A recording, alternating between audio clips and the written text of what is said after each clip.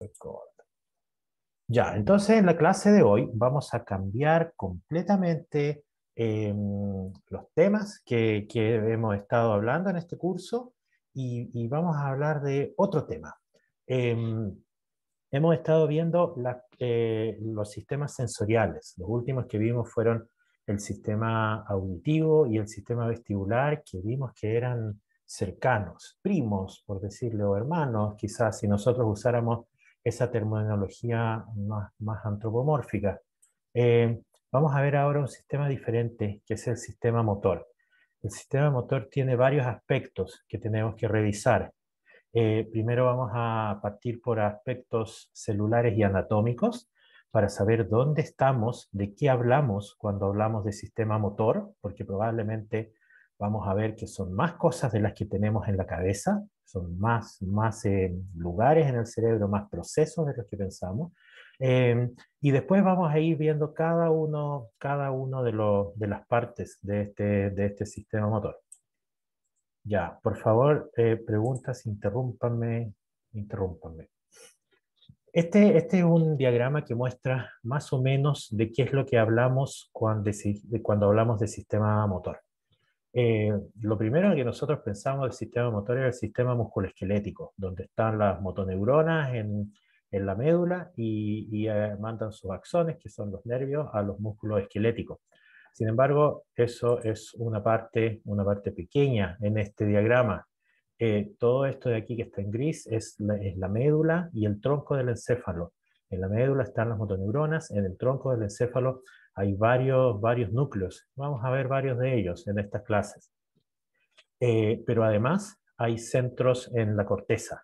Aquí dentro del cerebro, en la corteza, hay un área que se llama corteza motora, en la cual ocurre la toma de decisiones de los movimientos, y vamos a ver eso. También hay otros centros como el ganglio basal y el cerebelo, y vamos a hablar de ellos. Y todo esto de aquí que ocurre en la corteza se llaman sistemas descendentes, porque la información va desde arriba, desde el cerebro, hacia la médula. Pero además de toda esta toma de decisiones, hay recepción de información. El sistema motor recibe información desde el mundo externo.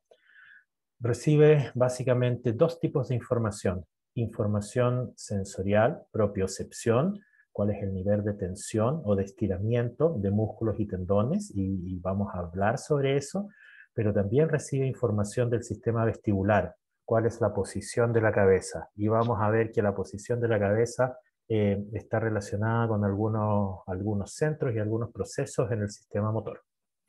Entonces, hay inputs sensoriales, hay procesamiento local, y eso es algo que vamos a pasar tiempo hablando de esto de local, y también hay control descendente. Esos son como los términos claves que tenemos que tener en cuenta cuando hablamos del sistema motor.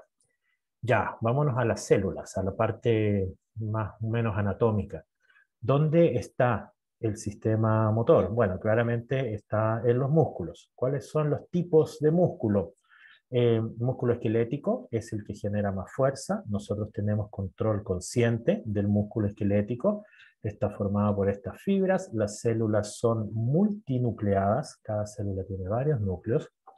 El músculo cardíaco está en el corazón. Las células no son multinucleadas, se llaman cardiomiocitos. Ellas se contraen y se relajan espontáneamente, por eso y están unidas por gap junction o uniones por hendidura. Por eso el corazón se contrae espontáneamente cuando se le saca de un animal. No tenemos control consciente sobre esto. Y finalmente está el músculo liso. Este músculo liso son células uninucleadas, de nuevo, tienen esta forma, fíjense, bastante alargada, y ellos revisten el intestino, con varias de las vísceras, todo el sistema digestivo, también revisten el sistema bronquial. Entonces los bronquios han escuchado que se dilatan o se contraen porque hay músculo esquelético músculo liso que lo rodea. No tenemos control consciente sobre eso tampoco. Las venas y las arterias también están rodeadas por músculo liso. No tenemos control consciente. ¿ya? El que tenemos control consciente es este de aquí, el músculo esquelético, y sobre ese principalmente vamos a hablar. ¿Cómo es la célula? Si tomamos aquí la miofibra, resulta que es una célula que tiene un montón de cosas que parecen diferentes de otras células, sin embargo, no es tan diferente. Esto de aquí afuera es la membrana plasmática. Si se fijan, hay una suerte de orificios aquí.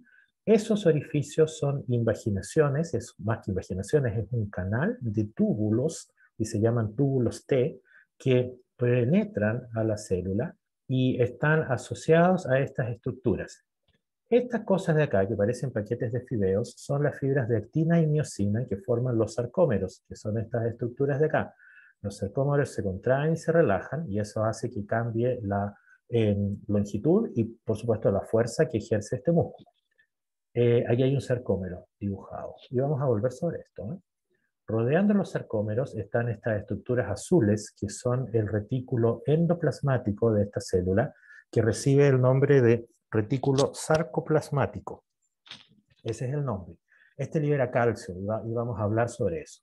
Lo que es interesante en estas células es que el túbulo T, que son estas cosas, estos tubos amarillos que están básicamente muy cerca del retículo sarcoplasmático, hay un acoplamiento entre ellos, y vamos a hablar sobre ellos y vamos a ver la importancia anatómica de esta cercanía en el funcionamiento del músculo. Entonces, estas son las partes importantes de esta célula. Por supuesto, esta célula tiene núcleos, y como ya les dije, el músculo esquelético son células multinucleadas. Por supuesto, también hay mitocondria, retículo endoplasmático y todas las otras cosas que tienen todas las células. Vamos a la parte que nos convoca, que es el movimiento. Entonces, esto de aquí arriba está dibujado dos sarcómeros. Sarcómero es la estructura que está entre esta cosa de aquí, esta estructura que se llama banda disco Z, y el otro disco Z. Si se fijan bien en esta figura, hay muchos nombres que no tienen mucho sentido. Y estos son nombres muy antiguos que vienen de la microscopía electrónica, de cuando se descubrieron estas estructuras. Nadie tenía idea qué proteínas eran, no estaba muy claro su función tampoco. Entonces estos son nombres históricos. Eh, Pensemos solamente en un sarcómero. Vamos desde este disco Z hasta este disco Z, que es esto de aquí. Esta es una visión ya más relativamente moderna, y nos damos cuenta que hay básicamente dos tipos de estructura. Están estos filamentos de color, no tengo idea, voy a decir rosado, rojo, no tengo idea. Si alguien sabe el color, por favor, dígamelo, porque estoy seguro que no es ni rojo ni rosado. Esta estructura está formada de proteínas que se llaman actinas, actinas globulares, y acá abajo están dibujadas. Esas pelotitas son cada uno de los monómeros de actina, y se fijan, está formando esta suerte como de cadena. Y es una cadena, aquí hay dos cadenas, básicamente, que están ahí. Al lado, más bien abajo, está esta estructura morada. Esta estructura morada está formada por muchísimas moléculas de miosina. Esa cabecita, eso que parece ahí como un lollipop, es lo que se conoce como una cabeza de miosina, está aquí abajo. Hay dos cabezas de miosina, ellas están unidas por esta suerte de cola, y esta cola está dentro de esta estructura donde hay muchísimas de estas moléculas. Entonces, eh, ¿cómo funciona? ¿Cómo funciona esto? Las moléculas de miosina van a ir literalmente caminando sobre el filamento de actina, y van a mover el filamento de actina sobre toda esta estructura. Entonces, todo esto de aquí, el filamento de actina, ese rojito, rosado, quién sabe cómo se llama ese color, se va a mover en este caso hacia el centro, hacia la línea M. En el otro caso, aquí a la derecha, va a ocurrir lo mismo. Se va a mover hacia el centro, hacia la línea M. Y eso va a significar eh, acortamiento del sarcómero. En términos del músculo, eso va a hacer que el músculo es más pequeño, pero ahí hay contracción. Eso es la contracción muscular.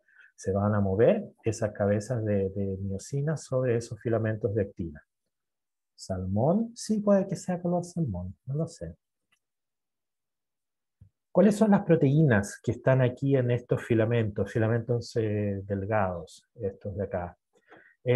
Aquí en este diagrama se ve que hay varias de ellas. Está actina, actina globular o G-actina, porque hay otras actinas.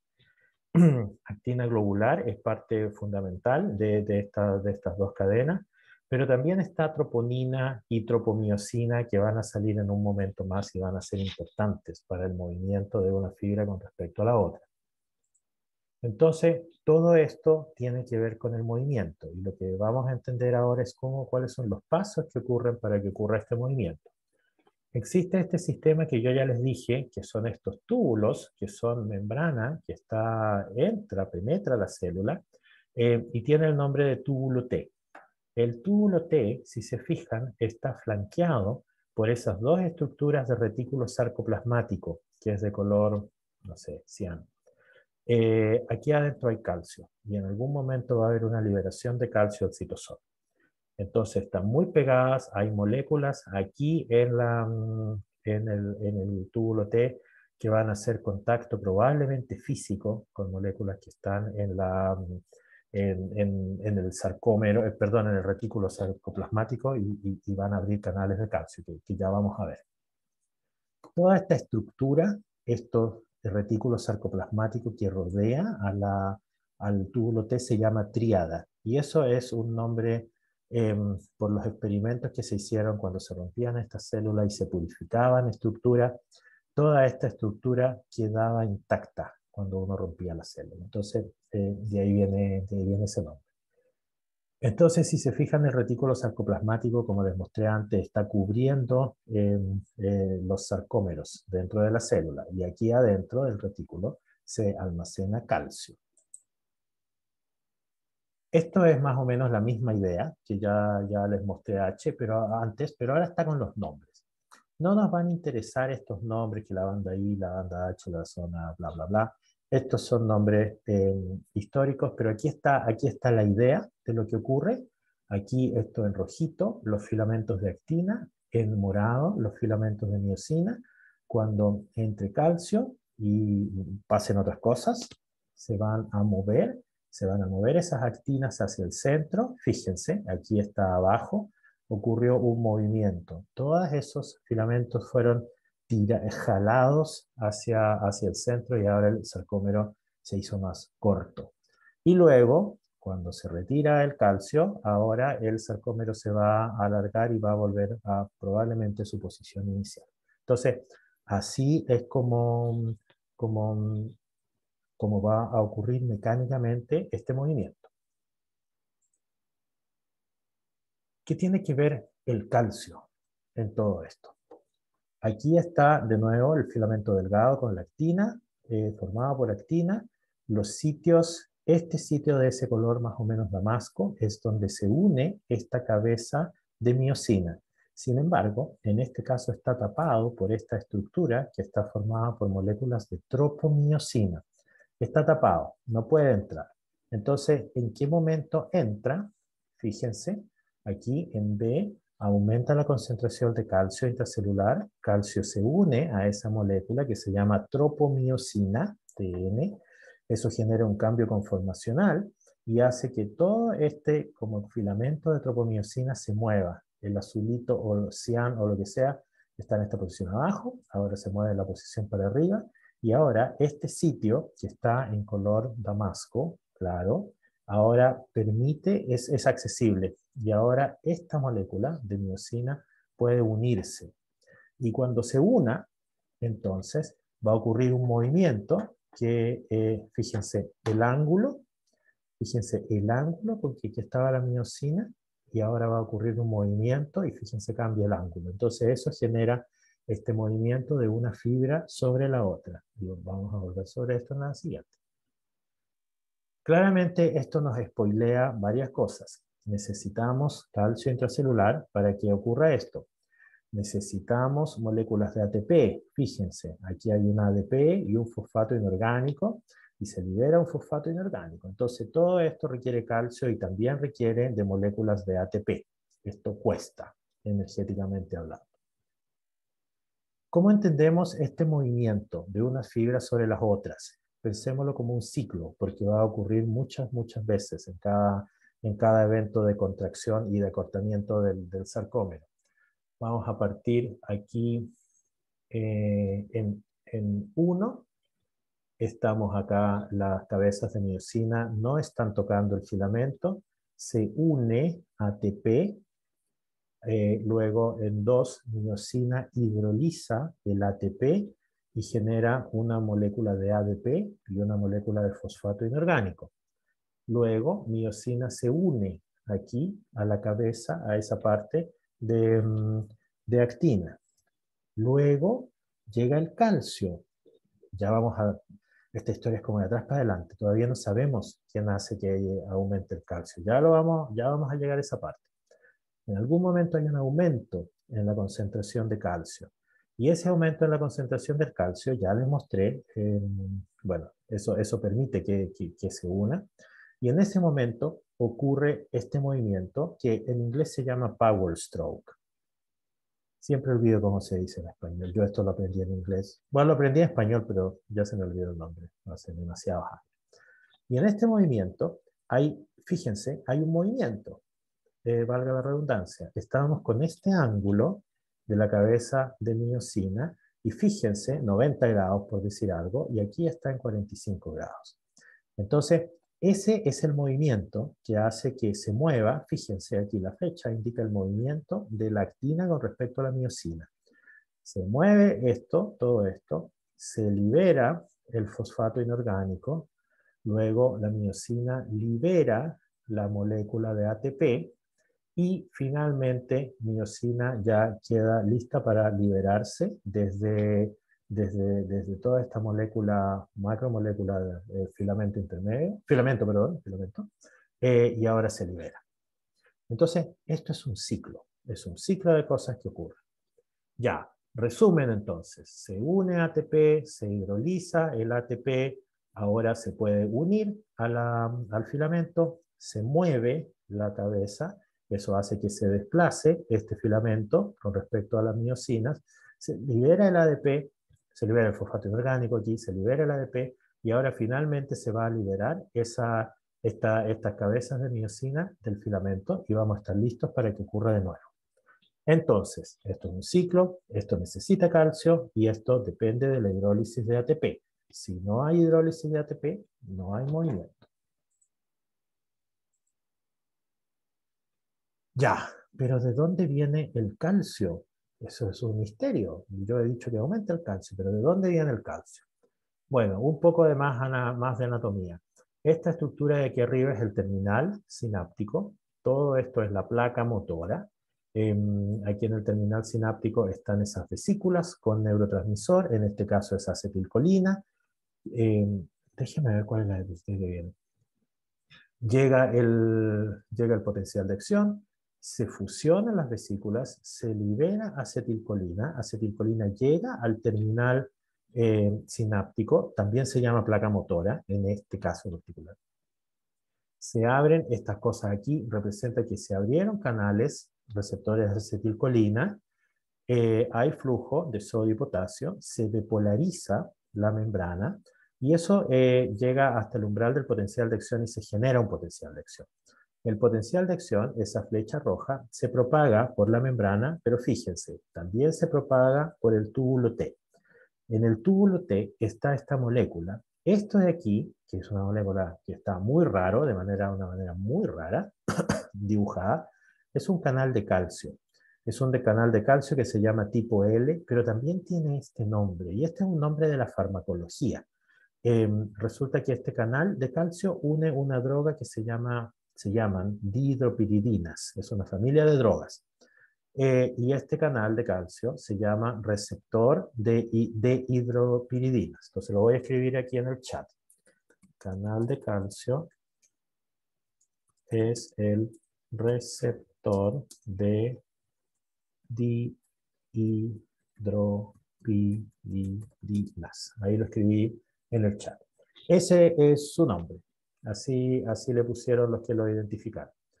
Pero resulta que este canal de calcio no deja pasar calcio. Y eso es lo interesante. No deja pasar calcio. Entonces el calcio no viene desde afuera. Ese canal de calcio está acoplado mecánicamente a esta otra proteína que sí es un canal de calcio, que se llama receptor de rianodina. Todos estos son nombres históricos de la farmacología. Receptor de rianodina. Ryanodine receptor, así por eso es RYR. Algunos le dicen rianodina, otros le dicen ryanodina o ryanodine, como quieran. Ya. Entonces, ¿cuál es el punto aquí? El punto es que hay un sensor, que es este canal de calcio, que no deja pasar calcio, y ese sensor tiene un sensor de potencial, como los canales de potasio y de calcio que vimos hace bastante tiempo en este curso. Eso es el segmento C4, en parte se mueve ese sensor, esa proteína, y ese movimiento mecánico es transducido a esta otra proteína que es un canal de calcio funcional, que es el receptor de ryanodina, y este receptor se va a abrir. Y ese calcio que está en el retículo sarcoplasmático va a salir y va a llegar hacia el citosol. Y de ahí viene el aumento de calcio necesario para que ocurra la contracción muscular. Aquí abajo está, fíjense, la miosina y la actina. Entonces, resumen, se libera neurotransmisor, se genera un potencial de acción en el músculo, el potencial de acción atraviesa el túbulo T, aquí se mueve el receptor de ryanodina, ese movimiento mecánico es transducido y genera el movimiento, el receptor de hidropiridinas, eso se mueve y transduce el movimiento y hace que se abra este canal y ahí aumenta el calcio. Y eso, spoiler, pero eso venía en la siguiente diapositiva. Entonces, aquí está. Estos signos más implican que se depolariza, se mueve, fíjense, se movió, ese signo más, se mueve, esta cosita de aquí que parece un resorte, abre ese canal y ahora sale el calcio. Y ahora el calcio puede venir aquí y se unen las moléculas de tropomiosina. ¿Y qué pasa después? Porque los músculos no quedan contraídos forever, los músculos se contraen y luego se relajan, todos nosotros sabemos eso. Entonces, ¿qué ocurre después de esto? Existe en el receptor, perdón, en el retículo sarcoplasmático una bomba, que es la bomba calcio ATPasa. Y esta bomba calcio ATPasa lo que hace es que toma los iones calcio y los mueve contra su gradiente de concentración, como todos los sistemas de transporte activo primario, contra su gradiente de concentración y captura los calcios y los vuelve a meter al retículo sarcoplasmático y ahí baja la concentración de calcio. Y luego, eh, sin calcio, estas tropomiosinas cambian de forma y ahora actina no se puede unir a ellas. Entonces, todo esto y esto ocurre, por supuesto, un montón de veces cuando nosotros contraemos los músculos. Sí, hay una mano levantada. Profe, ¿puedes repetir lo de la relajación? Que no lo pillé, por Ya, favor. entonces se contrae el músculo porque se depolariza aquí, se abre este canal, sale el calcio y aumenta la concentración de calcio. Punto. ¿Cómo baja la concentración de calcio? Porque calcio, el que aumenta el calcio, va a hacer que haya un movimiento. Fíjate, ahí están las flechitas, el movimiento de las miosinas. Pero luego tiene que bajar la concentración de calcio, ¿ya? Porque el músculo de nuevo después se relaja. Entonces existe esto de aquí es una bomba de calcio que transporta calcio desde el citosol hacia el retículo endoplasmático. Y para eso gasta ATP, por eso aquí hay una molécula de ATP. Entonces es un sistema de transporte activo primario. Y eso hace que baje la concentración de calcio. Hay otra pregunta. Sí, profe.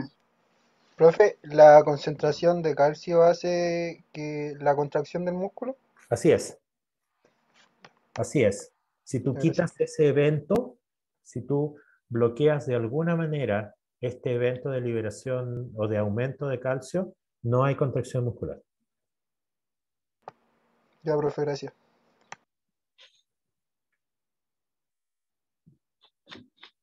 Ya.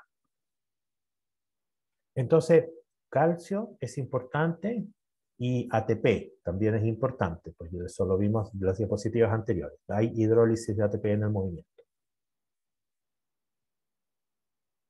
¿Cuál es la temporalidad de estos movimientos? Si nosotros pudiéramos registrar el potencial de acción aquí arriba en el terminal sináptico, sí, esto es el axón, luego en la célula, y luego pudiéramos medir la fuerza del músculo. ¿Cuáles son los tiempos que esto toma? Entonces, aquí arriba está el potencial sináptico, luego esto es el potencial de acción en el músculo. Fíjense que en este dibujito el punto es hacerlo más ancho. Este es un poco más ancho, pero también el punto es que esto ocurre obviamente después. Obviamente el potencial de acción del músculo ocurre después del potencial de acción en la neurona. Y lo interesante e importante es que la contracción del músculo se demora. Hay un periodo de latencia, ¿ya? La contracción del músculo dura más o menos entre 10 y 100 milisegundos. Esto es por un potencial de acción. ¿Ah? No estamos hablando de cuando ustedes están haciendo un evento muy, por ejemplo, mucha fuerza levantando 100 kilos. No. Esto es solamente un potencial de acción. Entonces, esos son los tiempos, más o menos, de 10 a 100 milisegundos dura la contracción en respuesta a un potencial de acción. Ya, entonces ya sabemos dónde estamos hablando. Estamos hablando de procesos que ocurren en el músculo.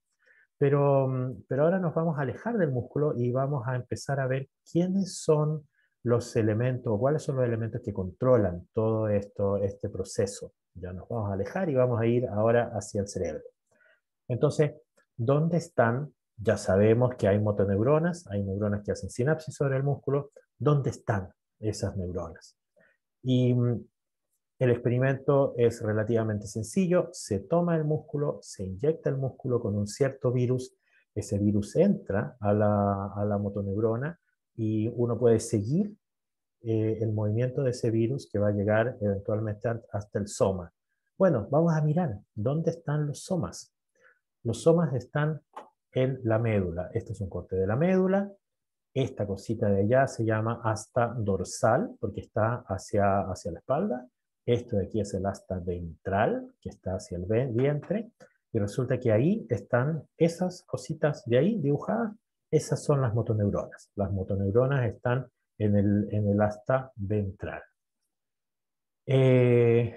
¿Cuántas neuronas hacen sinapsis en un músculo? Este es un corte de varias secciones, en varias secciones de la médula, y si se fijan, en varias secciones de la médula están esos puntitos, o sea, esas motoneuronas. Todas estas neuronas, que están representadas aquí con una rayita, supongo, con un puntito, no alcanzo a ver, representan a una motoneurona. Todas estas son responsables del control del movimiento de un músculo. A este conjunto de neuronas se le llama pool de motoneuronas y este concepto nos va a acompañar durante bastante tiempo. Entonces, el pool de motoneuronas son el conjunto de neuronas que son responsables de la contracción de un músculo. Aquí a la derecha está mostrado otro pool de motoneuronas que está en el otro hemisferio, en el hemisferio contralateral. Hay un mapa de las motoneuronas porque resulta que en el sistema nervioso suelen haber mapas de cosas porque los procesos están ordenados. Hay un mapa. Los músculos más distales están aquí hacia distal y los músculos más proximales, sus pools de motoneurona, están más hacia la línea media de la médula. Entonces, hay un mapa. Ahora miremos cada una de las motoneuronas.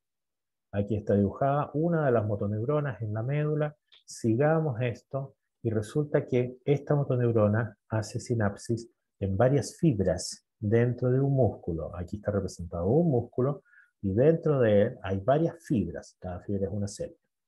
Entonces aquí están dibujadas ahí en puntitos todas las fibras sobre las que hizo sinapsis. Este conjunto se llama unidad motora. Entonces la unidad motora es el conjunto de la motoneurona y todas las fibras inervadas por ella.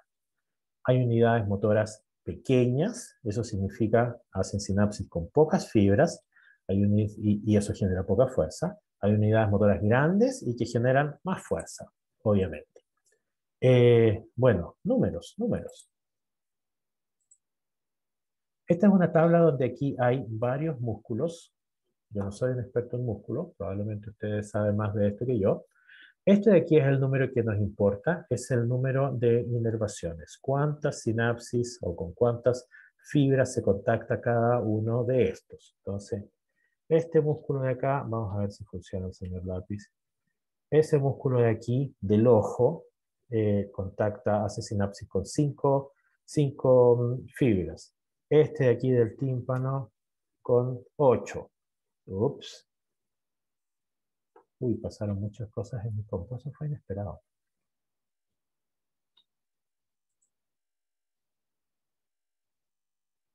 Este de aquí, no tengo idea cuál es, 25.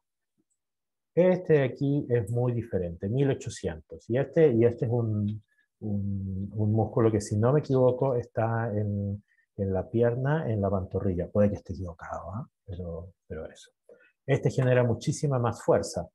Cada motoneurona hace contacto con 1800 fibras.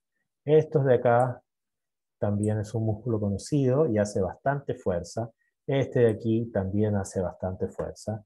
Este de aquí, que tiene que ver con la masticación, también bastante fuerza.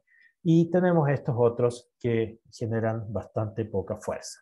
Entonces, hay una correlación entre el número del tamaño de la unidad motora y la fuerza que se genera.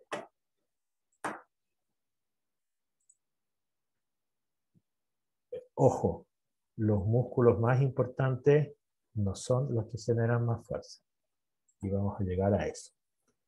Hay tipos de unidades motoras y también esto se ha visto desde el punto de vista de las fibras. Hay fibras que son rápidas y fatigables, y esto probablemente ustedes lo saben, rápidas y resistentes a la fatiga, y hay fibras lentas.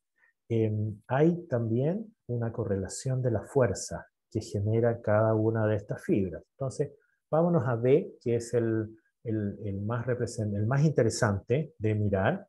Aquí estamos viendo tres tipos de fibras. Esta es el estímulo, el inicio del estímulo. Aquí lo que estamos viendo es la fuerza medida en gramos. Entonces, fíjense que hay como unas subiditas, hay como unas olitas, porque hay un montón de estimulaciones eléctricas. Entonces, por eso se ve que existe este fenómeno de sumación. Entonces, este tipo, las azules, generan bastante fuerza. Este tipo de fibra generan menos fuerza, y estas de aquí abajo generan bastante poca fuerza. Fíjense, 5 gramos versus 60 gramos. Pero ¿cuál es la diferencia en el tiempo? Estas de acá generan mucha fuerza, pero fíjense, en menos de un segundo ya están bajando, y ha bajado bastante. Si nosotros miramos ahora esto en términos de minutos y horas, aquí a la derecha, fíjense, en un minuto bajó a la mitad la cantidad de fuerza. Esto es fuerza ahora porcentaje, está normalizado. En un minuto bajó a la mitad, en 2 minutos ya bajó más del 80, quizás 90% de la fuerza. Estas fibras que generan mucha fuerza son rápidas, pero son fatigables. Existen estas otras, estas de aquí, de este color, que generan bastante fuerza. Esto está normalizado al 100%. Y se mantiene esa fuerza por varios minutos, pero después de 1 hora esto ya no genera fuerza. Perdón. Y están esas otras fibras que durante todo el tiempo, incluso 60 minutos, generan la misma cantidad de fuerza. Entonces tenemos estos tres tipos de unidades motoras que generan mucha fuerza pero fatigable, bastante fuerza pero resistente a la fatiga, pero después de un rato se cansa, y estas otras que no generan fuerza. No generan fatiga. Entonces, pensemos, ¿dónde están cada una? Estas, que son las rápidas fatigables, tienen que ver con eventos en los cuales nosotros generamos mucha fuerza. Por ejemplo, imagínense la halterofilia, donde se levantan cientos de kilos. Pero ¿cuánto tiempo puede generar la fuerza? ¿Cuánto tiempo levanta? Muy pocos segundos. ¿Mm? Esto otro, tenemos una actividad por bastante tiempo, pero bastante tiempo, 10 minutos. Y estos otros mantienen la actividad por horas y horas y horas. Y aquí viene la pregunta: ¿cuáles músculos creen ustedes que son estos, que son fibras lentas, que son resistentes a la fatiga? ¿A qué de las actividades que hacemos nosotros en nuestro cuerpo como mamífero, cuáles estarán relacionadas con esos lentos? Porque los rápidos es más o menos claro: generación de fuerza, correr, saltar, levantar cosas muy pesadas. Pero ¿y esos lentos? ¿Qué actividades estarán relacionadas con ellos? Piensen, mientras yo tomo agua.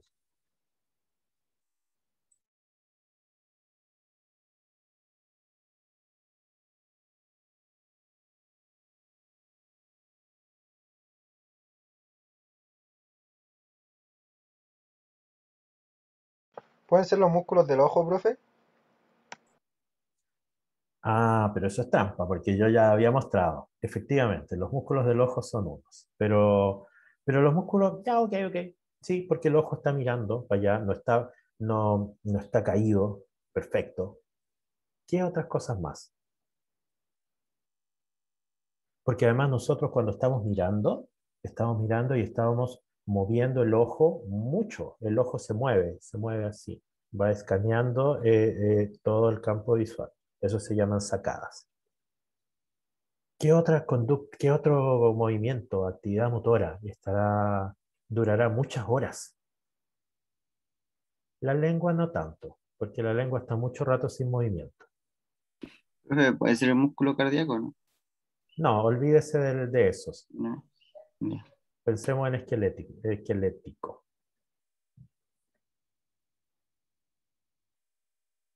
¿Qué actividad motora estoy realizando yo ahora y que he estado realizando todo el rato y probablemente desde que me levanté? Miren La mandíbula, los músculos, la yo ya boca. mostré que uno de los músculos de la mandíbula genera mucha fuerza. Entonces, Los músculos estabilizadores ¿de qué? de la columna. Ah, efectivamente, mantención de la postura. Porque yo he mantenido la postura básicamente desde que me levanté. ¿Cuál postura? El cuello. No se me ha caído el cuello en ningún momento. Y a ustedes tampoco. Tampoco se les ha caído el cuello. Imagínense cuando las personas tienen que estar por horas paradas en una cola. Están por horas manteniendo la postura no solamente del cuello, tampoco se caen, ¿cierto? Estamos parados, parece que no estuviéramos haciendo nada cuando estamos parados en una cola, por ejemplo, ¿no? Eh, pero están funcionando todos los músculos que mantienen la postura de todo el cuerpo, ¿sí? Aquí el tronco, el abdomen, por supuesto, la pelvis, las piernas. Entonces, hay un montón de músculos relacionados con eso. Esos son músculos lentos y por supuesto no fatigables.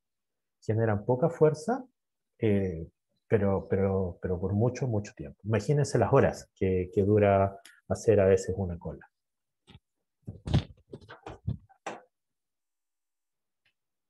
Hay otras actividades también que pueden estar muchas horas parados, ¿eh?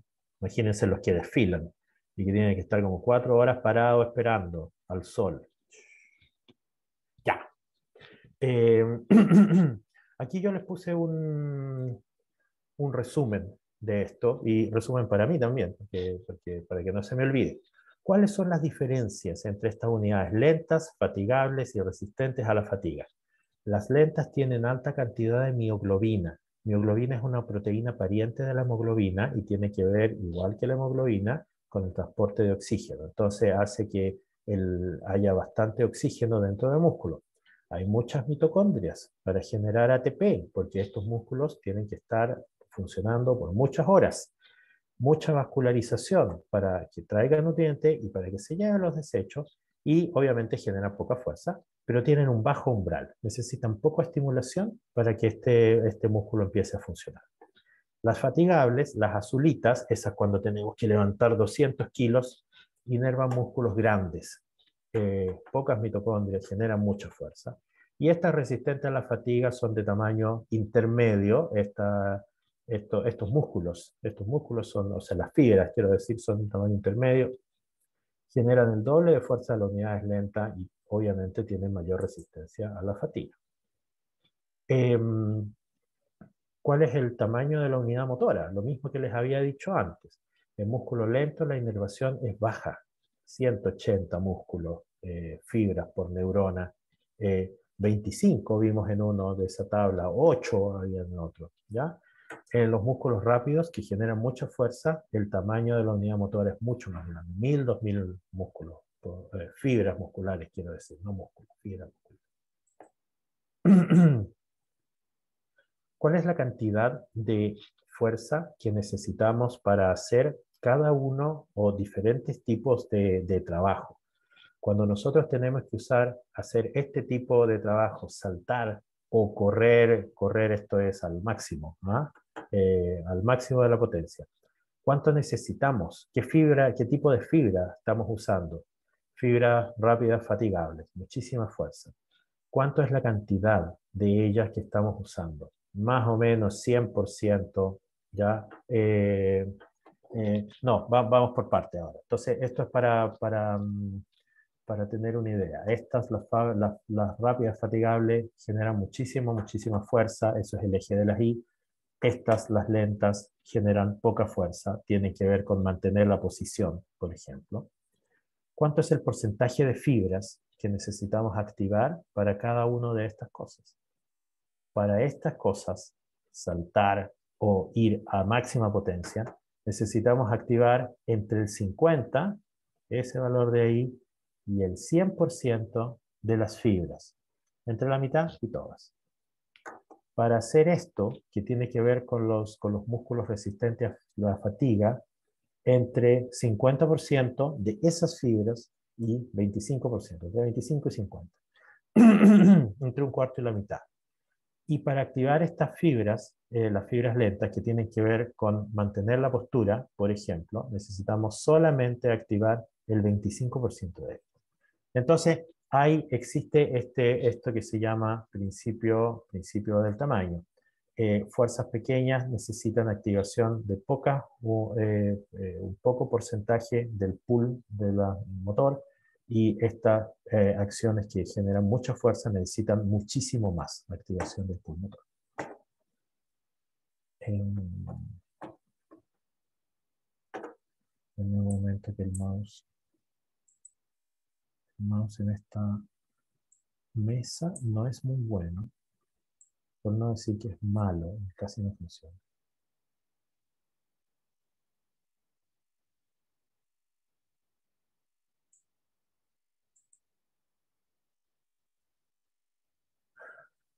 Ya. Creo que lo último que vamos a ver hoy es esto. Entonces, ¿qué pasa? Todo esto, hemos visto ya más o menos la anatomía, hemos entendido un poco que hay diferentes tipos de pools de neurona, hay pools pequeños, unidades motoras pequeñas, unidades motoras grandes. Ya, volvamos al músculo por un momento. Y hagamos en el músculo el siguiente experimento. Generemos un potencial de acción en el nervio y veamos cuánta fuerza genera este músculo. La flecha roja genera esa fuerza. Ok, después de un rato aplicamos de nuevo un estímulo y genera esto otro. Esto es una estimulación 5 Hz, eso es baja frecuencia. Aumentemos a 20 Hz, 20 veces por segundo. Entonces ahí están esas tres flechitas. Entonces miren lo que pasa. Aquí pasó algo interesante. Como el tiempo es menor entre estímulo y estímulo, se genera la fuerza, no alcanza a llegar a cero y luego se genera de nuevo, no alcanza a llegar a cero y se genera de nuevo. Este fenómeno se llama sumación temporal. Entonces ahora esa fuerza es más que la fuerza de cada uno de esos por separado. ¿Por qué? Porque está muy cerca, no alcanzó a terminar el efecto del primer estímulo, cuando aparece el efecto del segundo estímulo. ¿Qué pasa si nosotros ahora aumentamos más la frecuencia de disparo en el nervio sobre este músculo? Entonces, fíjense, hay un aumento bastante grande en la fuerza, pero todavía se ven las onditas que representan cada uno de los estímulos. Si aumentamos más la frecuencia, ahora lo que vamos a ver es que es tan alta la frecuencia que ya no se alcanzan a ver los eventos individuales, y esto ya ahora es una señal básicamente plana. Esto de aquí tiene ese nombre, tétano no fusionado. Tétano es una estimulación de alta frecuencia. Aquí se puede ver cada uno de los eventos, por eso no está fusionado. Este de aquí es lo suficientemente alta la estimulación para que ya no se vean los eventos y se llama tétano fusionado. ¿Qué pasa si yo ahora cuantifico cuánto es la cantidad de fuerza generada por el músculo dependiendo de la frecuencia de disparo? Esto, en otras palabras, significa si el cerebro cambia la frecuencia de disparo de la motoneurona, cambia la fuerza. ¿Así es como funciona esto? ¿Hay un input y hay un output? La respuesta es sí. Así es como funciona esto. El sistema nervioso lo que hace es cambiar la frecuencia de disparo para señalizar ciertas cosas. Entonces, fíjense en este caso, vamos a mirar solo la de la izquierda, porque es la más fácil. Aquí estamos a 8 Hz, 8 disparos por segundo, genera esta fuerza, más o menos 2 gramos. Aumentamos la frecuencia y aumenta la fuerza, miren el eje X, seguimos aumentando a casi 16 Hz y miren, sigue aumentando la fuerza, y así esto sigue hasta que obviamente llega a un máximo de fuerza y esto ya no puede generar más fuerza, porque ya no se pueden contraer más los sarcómeros. Esto es un experimento en un animal o en un humano, no tengo idea, y aquí se muestran un montón de unidades motoras. Entonces, todas ellas tienen más o menos el mismo comportamiento. Entonces, todo esto es para mostrarles que al cambiar la frecuencia de disparo de la motoneurona, cambia la fuerza. Entonces, así es como se controla. Así es como se controla este sistema, cambiando la frecuencia de disparo de la motoneurona. Entonces, el funcionamiento de la motoneurona es fundamental para el funcionamiento del sistema muscular. En la próxima clase vamos a empezar a ver cuáles son los circuitos que están involucrados. Y lo que vamos a ver son estos circuitos locales. Vamos a entender el arco reflejo en términos anatómicos y neurofisiológicos. Y vamos a ver que hay ciertos funcionamientos motores, como por ejemplo en este caso mantener la posición de un vaso cuando está cambiando la carga sobre este vaso. Es un fenómeno que tiene que ver con el circuito local, es la médula, no es el cerebro el que está involucrado en esto. Hay otros arcos reflejos, ¿ya? Pero este es uno bastante fisiológico, en el sentido de que está manteniendo una posición frente a un cambio de carga. Eso es lo que vamos a ver en la próxima clase, los circuitos locales. Ya, preguntas.